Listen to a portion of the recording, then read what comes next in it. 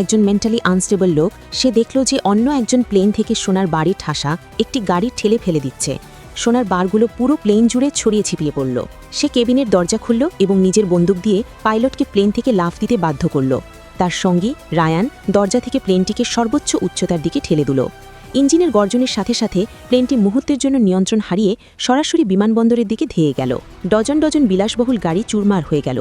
প্লেনটির সামনের কেবিনে আছড়ে পড়ার ঠিক আগ মুহূর্তে দুই ভাই দ্রুত কেবিনের দরজা খুলে নিজেদের পোশাক খুলে ফেলল এবং প্লেন থেকে বাইরে বেরিয়ে এলো।